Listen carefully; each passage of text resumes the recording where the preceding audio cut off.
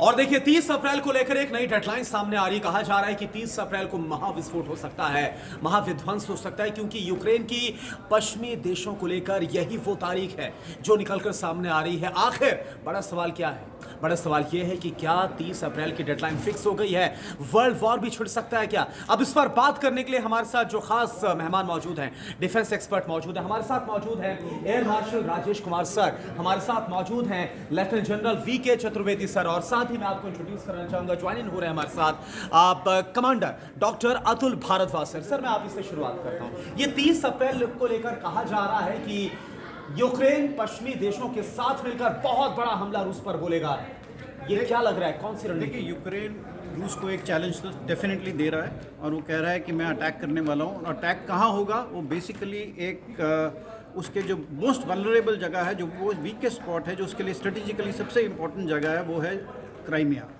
तो जब आप क्राइमिया के ऊपर एक बेसिक फोकस उसका क्राइमिया पे रहेगा यूक्रेन का, और जब क्राइमिया पे अटैक अगर होता है, वैसे तो बहुत मुश्किल है यूक्रेन का वहाँ तक पहुँचना, बट अगर क्राइमिया पर अटैक होता है तो ये लाइक्लीहुड है कि वो वॉर बड़ी हो सकती है, उसमें वेस्टर्न नेवीज़ भी इन्वॉल्व हो सकती हैं, और उसमें तो इसलिए, और रूस भी उसमें कहीं पीछे नहीं हटने वाला है। और देखिए डर और खौफ इसलिए बढ़ गया है ज़्यादा इस बड़े हमले को लेकर, और कुछ बड़ा क्यों 30 अप्रैल को होगा, क्योंकि खुद अवदीवका में जाकर फ्रंट लाइन पर विजिट किया है ज़ेलेंस्की ने, वहां पर सैनिकों से मुलाकात की है। सर ये अवदीवका जाना, विजिट करना, हालांकि सर ये बोल रहे हैं कि क्राइमिया को लेकर ये कुछ स्ट्रेटजी नजर आ रही है, आपको क्या लगता है? ये जो पॉलिटिकल लीडरशिप होती है, मिलिट्री कमांडर्स होते हैं, लड़ाई के दौरान फॉरवर्ड ट्रूप से मिलने, फॉरवर्ड कमांडर्स से मिलने, उनसे वहाँ पे फीडबैक लेने, उनकी रिकमेंडेशन लेने के लिए जाते हैं। ये एक प्रकार की ऐसी प्रक्रिया है जिससे मनोबल बढ़ता है लोगों का, कमांडर्स का, कि हमारे साथ पूरा देश खड़ा हुआ है। इस तरह का एक लेकिन सर भरोसा मिलता है। बहुत वक्त के बाद, एक लंबे गैप के बाद ज़ेलेंस्की इस तरह से इस मोड में नजर आ रहे हैं।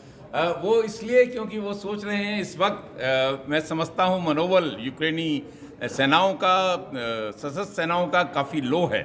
उनके पास एम्यूनिशन की कमी थी, उनके पास इक्विपमेंट की कमी थी। पिछले 2-3 महीने में आपने देखा कितने देशों से इनको थोड़ा बहुत एम्यूनिशन और इक्विपमेंट मिला है। उसकी वजह से बहुत ज़्यादा मनोबल गिरा था, और उस मनोबल को बढ़ाने के लिए वो और साथ में ये बहुत बड़े हमले और काउंटर अटैक की स्ट्रेटजी की जो बात सामने आ रही वो ये। सर अगर यूक्रेन की तरफ से, क्योंकि ये ऑपरेशन स्प्रिंग का नाम दिया जा रहा है, अगर यूक्रेन की तरफ से वेस्टर्न कंट्रीज की मदद से रूस पर, या फिर वो इलाके जिस पर रूस ने कब्जा जमा रखा है, वहां पर हमला बोलता है, तो आपको प्रोबेबिलिटी, चांसेस कितने नजर आ रहे हैं कि फिर ये जो युद्ध है वो वर्ल्ड वॉर में भी कन्वर्ट हो सकता है? देखिए, सबसे पहले तो जो लोकल युद्ध है वो इंटेंसिफाई होगा, कि उन्होंने काउंटर अटैक करना है, ये तो पिछले 4-5 महीने से वो बता रहे हैं, उनकी प्लानिंग चल रही है। अभी जैसे जनरल चतुर्वेदी ने बताया कि उनका मनोबल लो था, थोड़ा सा बढ़ाया जा रहा है, जो रिजर्व्स हैं वो बिल्डअप की जा रही हैं, और जो उनके जो कमांडोज फोर्सेस हैं उनको लगता है लड़ाई में वो झोंकेंगे, एक काउंटर अटैक ज़रूर करेंगे। क्या वो 30 अप्रैल को होगा, कब आगे पीछे होगा, कब होगा, ये कहना अभी मुश्किल है। लेकिन सर बहुत क्विक टाइम बहुत कम हमारे पास, बहुत क्विक, क्या लग रहा है ये स्ट्रेटजीज, ये तमाम जो डॉट्स ये बताते हुए नजर आ रहे हैं कि अब तो युद्ध अभी हाल फिलहाल में खत्म होने वाला नहीं है? देखिए, युद्ध हाल फिलहाल में खत्म होने वाला और इंटेंसिफाई हो, बट उसके साथ साथ अगर आप देखें तो डिप्लोमेसी की लाइन भी बहुत खुली हुई है। जैसे ब्राजील ने कल एक, लेकिन सर वहां पर बहुत कुछ वीक इनिशिएटिव्स हम देख रहे हैं, कुछ होता हुआ नजर उधर वीक इनिशिएटिव्स हैं इस वक्त, पर क्योंकि दोनों पार्टीज हैं अपने आप को एक पोजीशन ऑफ स्ट्रेंथ में लाने की कोशिश कर रही हैं। वीके चतुर्वेदी, मैं समझता हूँ कि अभी वॉर के खत्म होने के चांसेस नहीं लगते।